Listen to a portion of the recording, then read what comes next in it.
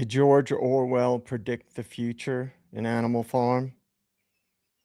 Let's talk about it.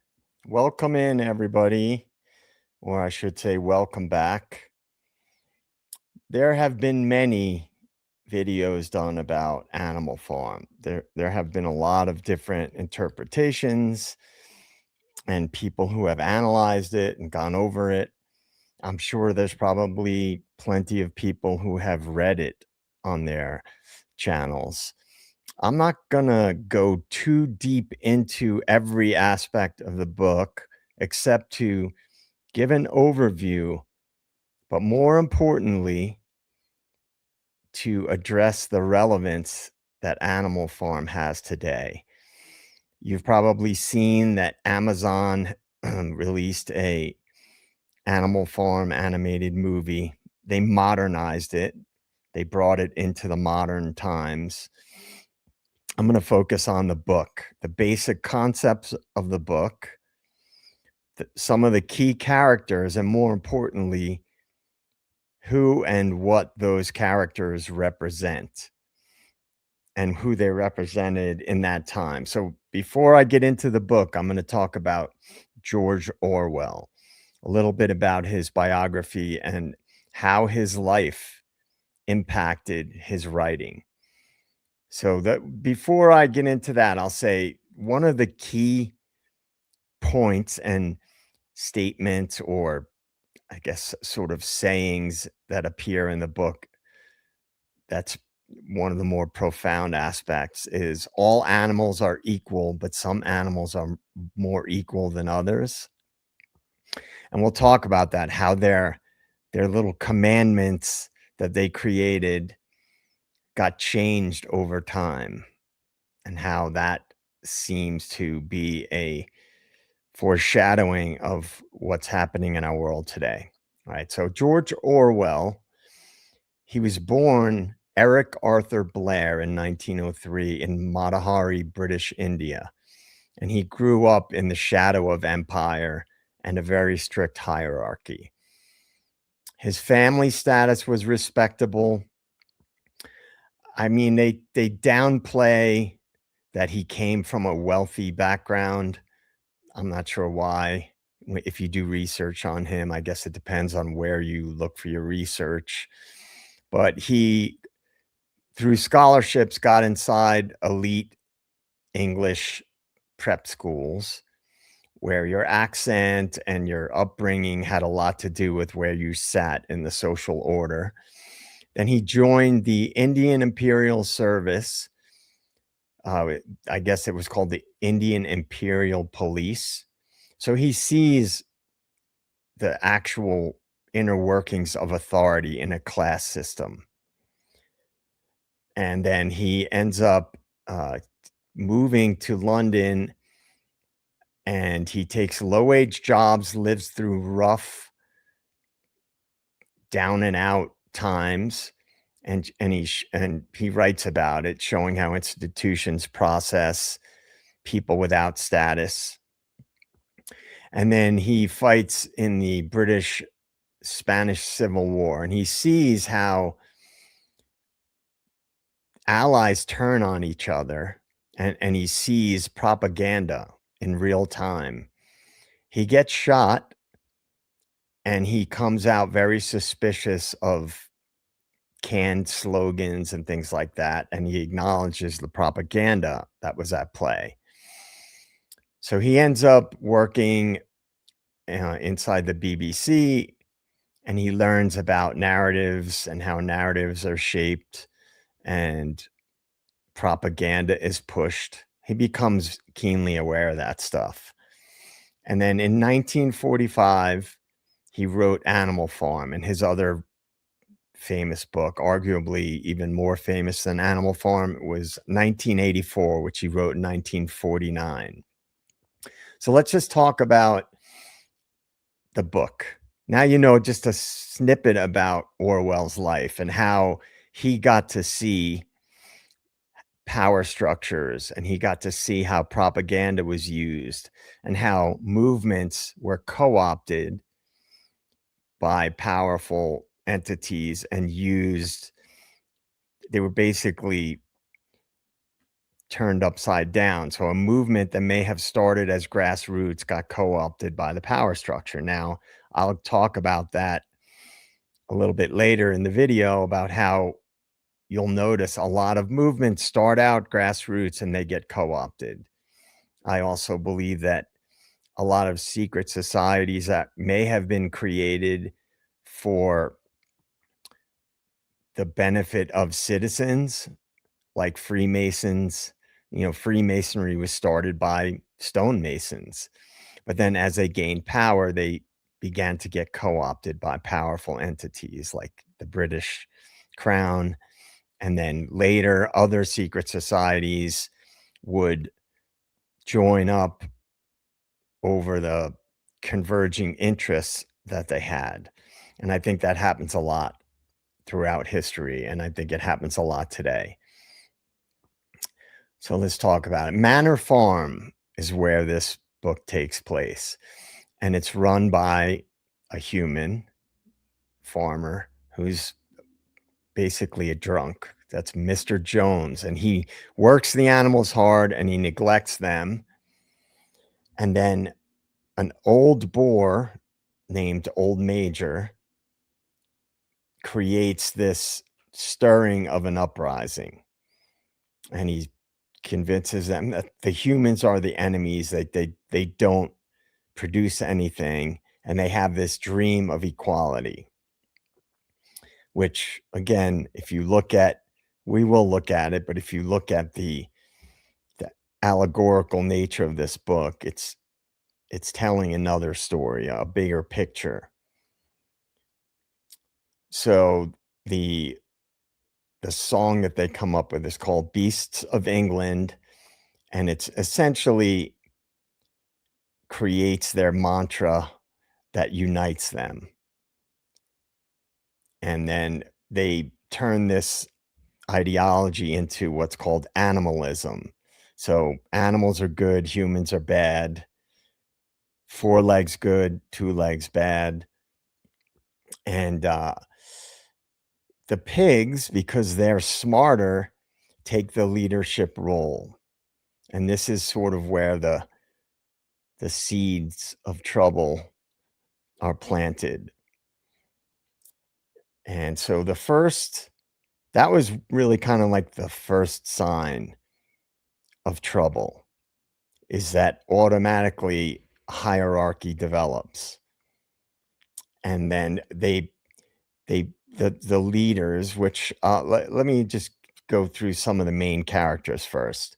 Old Major is a boar, which in this whole story represents a certain ideology, a certain person in history, which I'll talk about later. Napoleon is also a boar who represents another historical figure. Snowball is a boar, and same. They all represent either an idea or a person from history. So you have Squealer, who's a pig. Boxer is a horse. Clover is a horse. Benjamin is the wise old donkey. Molly, who is a horse as well. And then there's a bunch of sheep. And you can imagine what they represent. There are dogs, and then Mr. Jones, who is the farmer, who runs the farm, who owns the farm. And then the 2 humans who own another farm, you have Frederick and Pilkington. And Moses is the raven. So I'll go over that. It's the real key points that I want to address are the way that the story progresses, and then what it's supposed to represent. So they came up with 7 commandments. Whatever goes upon 2 legs is an enemy. Whatever goes upon 4 legs or has wings is a friend. No animal shall wear clothes. No animal shall sleep in a bed. No animal shall drink alcohol. No animal shall kill any other animal. and all animals are equal. And as you see over time, after they organize a rebellion, the animals are now creating their own hierarchy because they're running the farm. And the story progresses, and what started as this idealistic idea gets co-opted by the pigs, who are the smarter animals, who start to rewrite history, so to speak. So their commandments over time get changed. They have this rebellion where they kick out the humans and they take over the farm, and they have this dream of they're going to build this windmill, and the windmill is going to power the farm, and they're going to have heated stalls with lights in them, and they're going to basically run the farm as they see fit. They're going to have endless supply of food because they're going to control the production. And they have this very utopian idea of how the farm should be run. And it starts out that way. And then as they move forward, the pigs, particularly the ones in power like Napoleon, start to take over and gain power over the farm and all the other animals, and starts to shift things to benefit him and the other pigs. And then you have this transformation to where the pigs start acting like humans, and they start dealing with humans. They start dealing with other farmers. They start manipulating the other animals and keeping them in the dark about what their plans really are. And then they start changing the commandments. And because some of the animals can't read, they begin to forget what the ones that could read begin to forget what the original commandments were. And the ones that can't read just go along with it. And so let's talk about some of the representations of the different characters. And I'll go through that, and then we can start talking about the most important thing I want to get to is how all this is very relevant today, and how Orwell seemed to know the direction that things would go. So again, Old Major was the one who started this dream of this utopian farm run by the animals, for the animals. Sound familiar? So Old Major is supposed to represent Marx and Lenin and revolutionary ideology, the founding principles. And then Napoleon, the other boar, he represents Stalin, who consolidated power through fear and creating these loyal networks around him. So this ideology that started very idealistic, how the people would control the means of production and they would own the means of production, it started to get co-opted. And that is the role that Stalin played, in this case represented by Napoleon. Snowball represents Trotsky, who was a rival revolutionary who was later became a scapegoat. And that often happens in totalitarian systems because you have competing interests.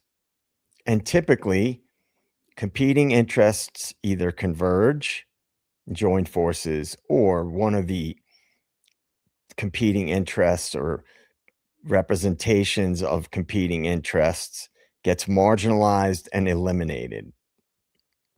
So Squealer, he's a pig, and he represents the propaganda of communism and how totalitarianism used propaganda to co-opt the communist movements, and this applies to socialism, which Orwell is listed as having had been a democratic socialist. Yet he rails against the ideas of socialism and communism. And the whole premise, the main thread and the main arc of Animal Farm, and what Orwell writes about also in 1984, is how totalitarianism co-opts systems and the way that it does it. And I would recommend you go to Academy of Ideas on YouTube, and they have a great video about this, and it's called The Killing of the Mind, where it talks about how totalitarian systems turn people against each other, how they use propaganda and gaslighting, and some of the tactics that they use. It's a really good video. I highly recommend Academy of Ideas. So Squealer is very critical in this, because if you make the comparison to things in the past that represented how movements get co-opted using propaganda and psyops, basically, before they were called psyops, Squealer represents that, the propaganda aspects of it. Boxer is a horse who's very loyal. He represents the working class people. He wants to do his part, and he wants to work hard for the cause. And there's different ways that you could look at that. You could look at it as it's a very noble way to be, but it's also illustrating how being ignorant to being exploited, it can make you vulnerable. And then, so you have the other horse is Clover, who represents conscience and an ordinary citizen, just a regular person. And they kind of know what's going on, but they can't really do anything about it. They're not in a position to change anything, which I would argue a lot of citizens feel that way in today's world and throughout history. Benjamin is the wise old donkey, and he's very skeptical, and he sees everything clearly, but he rarely gets involved. He's kind of like the black-pilled character. He just assumes that there's no point in trying anything because nothing ever changes. He knows what's going on, he's aware of it, but he's sort of apathetic, and he just kind of keeps to himself and doesn't get involved. Molly is another horse who represents comfort and privilege, and who avoids sacrifice, avoids working hard. And so you have the sheep, which obviously represents the mass conformity, parroting of the slogans, and basically what has been called a useful idiot, someone that just kind of goes along, repeats the talking points, doesn't ask questions, and follows whatever they're told to do. Now, the dogs in the book represent the secret police, the enforcers of the regime. And they use intimidation to get people to conform and to go along with things. So the farmer, Mr. Jones, the human, is supposed to represent the Tsar Nicholas II, the old regime that was overthrown in Russia. And he was basically a negligent leader that was abusive to citizens, which is what sparked the seeds of the revolution.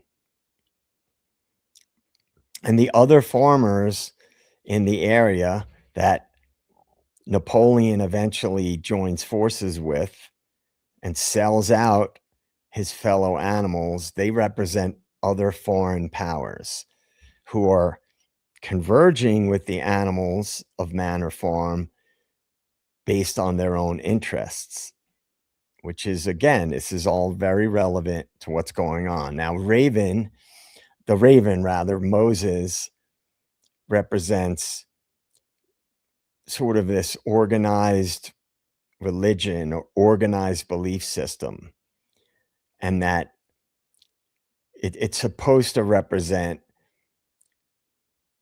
suffering, but that it's sort of having this belief system is a consolation for suffering. So basically, they start out with their 7 commandments, and then over time, they get shifted. So it's just some other key themes and symbolism. I can't talk today. So they use language. They change language. They use it to manipulate. They use it to reshape things, to rewrite history, so to speak. And if you research how totalitarian systems work, you'll see that they often rewrite history. It's happened different times throughout history. A big one is the destruction of the library in Alexandria, Egypt, to erase history.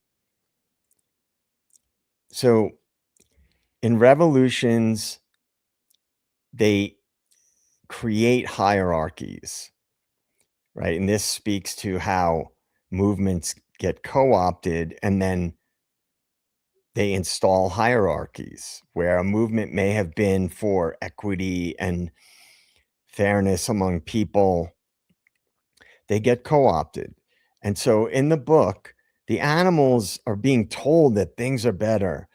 Oh, it's so much better now. You don't want another human running the farm, do you? And the animals, they use fear to keep the animals going along with the plan. But yet, some of the animals are always hungry. They're overworked. They never got the heated and lit stalls that they were promised. The windmill was used to produce grain. It was turned into a grain mill, which the pigs were selling to other farms. So it never came to fruition. Their dream never came to fruition because the pigs, who were the smartest of the animals, basically manipulated the other animals and joined forces with the humans. Now, if you look at today's world, if you look at history, but more importantly, let's say the last 6 years, you see many examples of how narratives change. You were told one thing, and then that thing you were told by people in power or in positions of influence, when it came out that that was a lie, what they had told you, they changed it. Oh, we never said that. For example, safe and effective. You remember a very prominent talking head on the mainstream media saying, you get this treatment, you don't get sick, it stops with you, and you don't transmit it, which was a bold lie. Irrefutable, proven, yet that got memory hold, right? There were many other things that have been presented to the public as the answer or for the greater good, that when they turn out to be obvious scams, the things that were originally said were never acknowledged and basically erased by the mainstream media, by many of the pundits. A certain president saying, no new wars, there'll be no more new wars. Then they get interviewed later after there's a bunch of new wars and military action, say, well, I never said there would be no new wars. This is a standard tactic. And I would argue that the people in power know this. They follow the script. Think about it.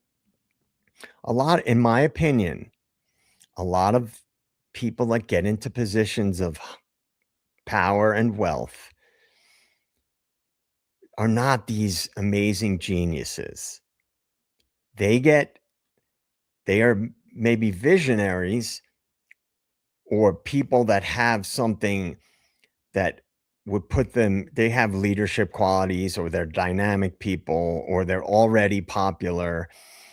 They use these people and they essentially put them on a pedestal as these amazing leaders, amazing geniuses. But if you really break it down, many of them have been co-opted and they came from privileged backgrounds.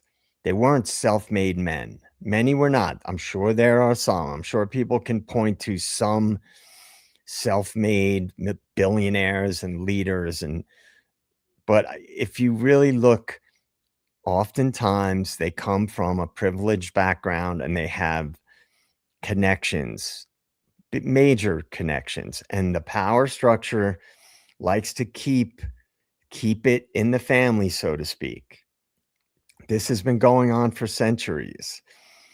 Elite bloodlines, and they keep the power within those elite bloodlines. And then they use people when there's converging interests that may be popular, or movements that may be popular, and they co-opt them.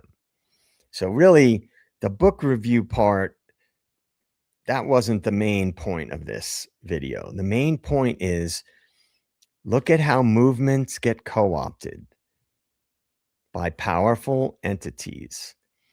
If you do your research, you'll see that many of these NGOs that are supposed to be doing amazing things to help people around the world turn out to be money laundering scams for elites.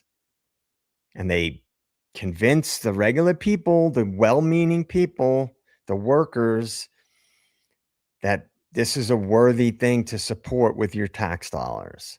This has been going on forever, and the elites follow this script to a T. They always have, and they always will. Why would they change when they have a tried and true method that has worked for centuries? That's how these people think. They're not the most creative people in the world. People get duped into believing that, oh, this person, they're really smart. Look at all their businesses. Then you find out that their businesses were all funded by powerful entities that helped them along. Palantir was a CIA contractor before it was a separate company. You look at Elon Musk, a lot of his business is based on contracts with the military and intelligence agencies. So it's a reframing. And I think a lot of people are aware of this stuff, but a lot of people don't bother to really look into it, because some people, this is why Animal Farm is a good representation. Some people are aware, they feel helpless, they realize there's nothing they can do. Other people are not aware. They just hear the propaganda and they go along with it. Some people do want to make change and they do have a revolutionary spirit, but they don't have the means to do anything about it.